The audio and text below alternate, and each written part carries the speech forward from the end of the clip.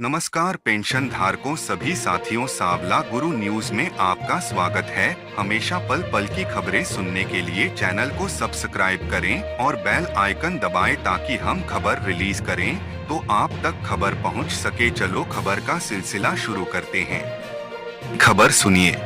RBI समय समय पर पेंशन धारकों की पेंशन, महंगाई भत्ते के भुगतान, अधिक भुगतान की वसूली को लेकर दिशा निर्देश जारी करता है। इन सभी मुद्दों के ऊपर आरबीआई ने 1 अप्रैल 2024 की तारीख में बैंकों को कुछ अहम दिशा निर्देश जारी किए हैं जो हर पेंशन भुगतान करने वाली बैंकों को मानना जरूरी है। सेवानिवृत्त सरकारी कर्मचारियों को पेंशन का भुगतान किया जाता है, जिसमें बेसिक पेंशन का भुगतान, बढ़ी हुई महंगाई राहत डीआर और सरकारों द्वारा समय समय पर घोषित अन्य लाभ शामिल होते हैं। सेवानिवृत्त सरकारी कर्मचारियों को पेंशन का भुगतान किया जाता है, जिसमें बेसिक पेंशन का भुगतान, बढ़ी हुई महंगाई राहत डीआर और सरकारों द्वारा समय समय पर घोषित अन्य लाभ, और यह भारत सरकार और राज्य सरकारों के संबंधित मंत्रालयों विभागों द्वारा तैयार किए संबंधित योजना द्वारा संचालित होते हैं। इस संबंध में भारतीय रिजर्व बैंक ने मास्टर सर्कुलर जारी किया है। भारतीय रिजर्व बैंक द्वारा पेंशन से संबंधित कुछ मुद्दों पर स्पष्टीकरण प्रश्न और उत्तर के रूप में निम्नलिखित है। हाँ, बैंकों को केंद्र सरकार के पेंशनरों के मामले में नया खाता खोलने के लिए आग्रह नहीं करना चाहिए। यदि जीवन साथी पत्नी का नाम पेंशन भुगतान आदेश पीपीओ में है तो नया खाता खोले बिना वर्तमान खाते में ही परिवार पेंशन जमा किया जाना चाहिए। नया खाता खोलने के लिए आग्रह नहीं करना है। पेंशन का भुगतान करने वाले बैंकों द्वारा पेंशनरों के खातों में पेंशन की राशि को पेंशन भुगतान प्राधिकारियों पेंशन पेइंग अथॉरिटीज द्वारा दिए गए दिशा निर्देशों के आधार पर जमा किया जाता है। इसके लिए सभी एजेंसी बैंकों से अनुरोध है कि वे पेंशनरों को किए गए अधिक भुगतान की वसूली के लिए अपनाई जाने वाली प्रक्रिया के संबंध में संबंधित पेंशन स्वीकृतकर्ता अधिकारियों से दिशा निर्देश प्राप्त कर लें। जहां बैंकों द्वारा की गई गलती के कारण अधिक पेंशन का भुगतान हुआ हो तो ऐसे मामलों में भुगतान की गई अधिक राशि का पता चलने के तुरंत बाद पेंशनरों से किसी भी प्रकार की राशि की वसूली की प्रतीक्षा किए बिना बैंकों द्वारा तत्काल एक मुश्त राशि सरकार को वापस किया जाए। ऐसी शिकायतें हैं कि पेंशन भुगतानकर्ता शाखाओं के काउंटर पर जमा किए गए जीवन प्रमाण पत्र गुम हो जाते हैं, जिसके कारण मासिक पेंशन के भुगतान में देरी होती है। पेंशनरों द्वारा सामना की जा रही मुश्किलों को कम करने के लिए एजेंसी बैंकों को निर्देश दिया गया है कि वे जीवन प्रमाण पत्र प्राप्त होने पर अनिवार्य रूप से पावती दें। उनसे यह भी अनुरोध किया गया है कि वे पेंशनरों द्वारा प्रस्तुत डिजिटल जीवन प्रमाण पत्र के लिए डिजिटल पावती भी प्रदान करें। हाँ, भारतीय रिजर्व बैंक द्वारा पेंशन वितरण के लिए पेंशन भुगतानकर्ता बैंकों को अनुदेश जारी किए हैं कि वे नीचे दी गई कुछ प्रक्रियाओं का पालन करते हुए पेंशन निकालने की अनुमति दें। बीमार और अशक्त पेंशनरों द्वारा बैंकों से पेंशन परिवार पेंशन आहरित करने में आ रही समस्याओं कठिनाइयों को ध्यान में रखने के क्रम में एजेंसी बैंक ऐसे पेंशनरों को निम्नलिखित रूप में वर्गीकृत कर सकते हैं। साथियों, स्क्रीन पर आपको दिखाई दे रहा है, इस पॉइंटों को ध्यान से सुने। नंबर 1 पॉइंट, पेंशनर जो इतना बीमार है कि चेक पर हस्ताक्षर नहीं कर सकता, बैंक में प्रत्यक्ष रूप से उपस्थित नहीं हो सकता है। नंबर 2 पॉइंट, पेंशनर जो न केवल बैंक में प्रत्यक्ष रूप से उपस्थित होने में असमर्थ है बल्कि कुछ शारीरिक दोष अक्षमता के कारण चेक आहरण फॉर्म पर अपने हस्ताक्षर करने, अंगूठा का निशान लगाने में भी असमर्थ है। नंबर 3, जहां कहीं बूढ़े बीमार पेंशनर का हाथ का अंगूठा, पैर का अंगूठा का निशान प्राप्त किया जाए तो इसकी पहचान बैंक को ज्ञात 2 स्वतंत्र गवाहों द्वारा की जानी चाहिए और इसमें से एक बैंक का जिम्मेदार अधिकारी होना चाहिए।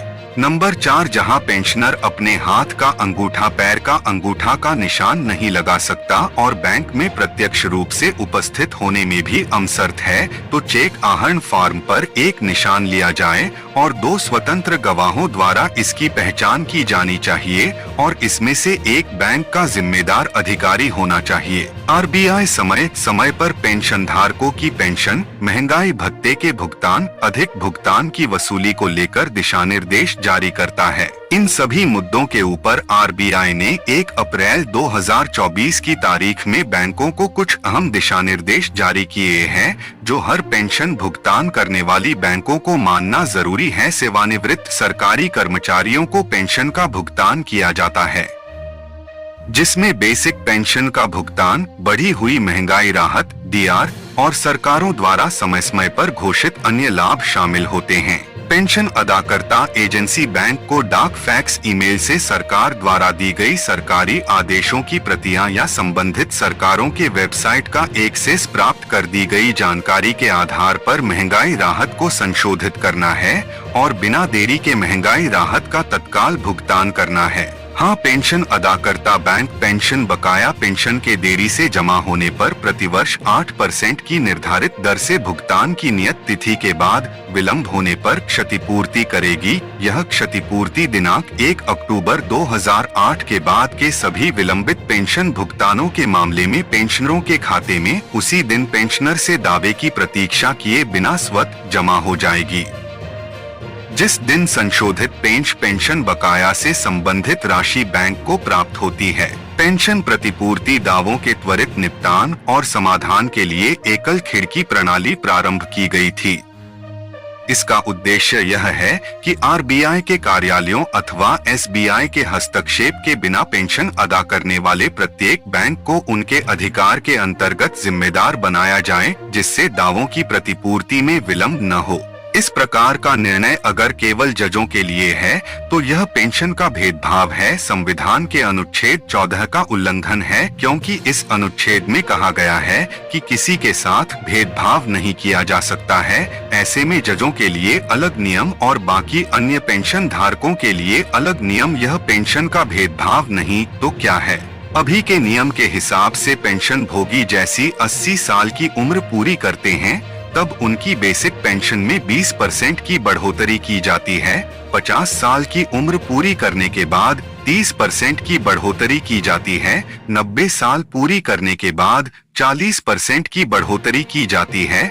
95 साल पूरी करने के बाद 50% की बढ़ोतरी की जाती है। वही 100 साल पूरी होने पर पेंशन डबल हो जाती है। अब बढ़ी पेंशन पाने के लिए 80 साल की जरूरत नहीं है। आपको बता दूं कि Guwahati high court, Madras high court और कैट के फैसले के बाद अब 79 वर्ष उम्र पूरी करते ही आपकी पेंशन में 20% की बढ़ोतरी की जाएगी।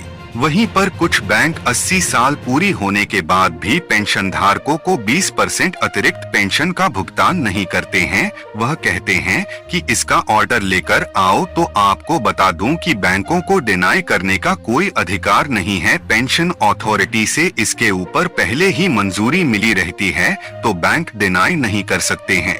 कभी कभी साइबर अपराधी घर का मेंबर बन के आते हैं और पेंशन धारकों का पर्सनल डेटा मांगते हैं ताकि उनके साथ ठगी किया जा सके।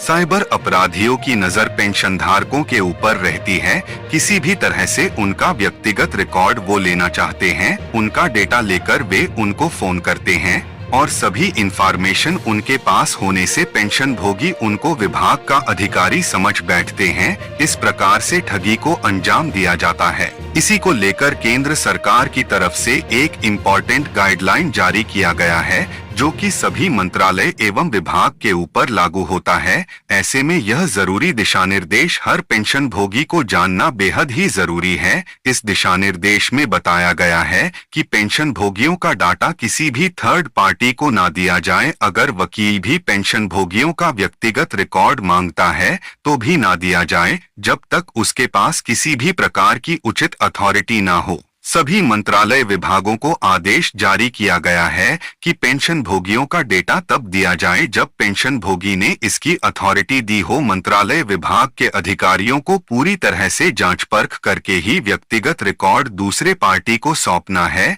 जब तक पेंशन भोगी या फिर फैमिली पेंशन भोगी की तरफ से नो ऑब्जेक्शन सर्टिफिकेट नहीं मिल जाता है, तब तक उनका व्यक्तिगत रिकॉर्ड किसी भी थर्ड पार्टी को नहीं देना है। अगर पुलिस या वकील भी व्यक्तिगत रिकॉर्ड पेंशन भोगी का मांगते हैं, तो उसे केस में भी उनका रिकॉर्ड नहीं देना है जब तक कोई उचित अथॉरिटी की तरफ से लेटर ना दिखाया जाए। पेंशन धारकों का डेटा तभी दिया जाए जब पेंशन धारक ने इसकी मंजूरी दी हो। व्यक्तिगत रिकॉर्ड देते समय ध्यान में रखा जाए कि प्राइवेसी पॉलिसी का उल्लंघन ना हो।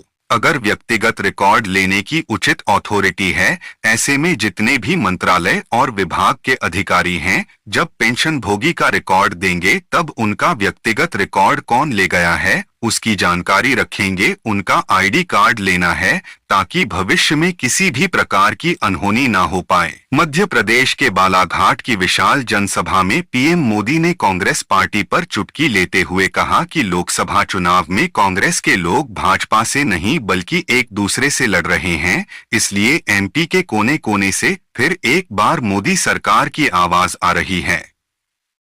प्रधानमंत्री ने कहा कि सबका साथ सबका विकास के मंत्र पर चल रही बीजेपी सरकार देश के हर शहर को, देश के हर गांव को प्राथमिकता दे रही है। तो साथियों, आज के लिए इतना ही। बाकी मिलेंगे नई अपडेट के साथ। पेंशन धारकों धन्यवाद।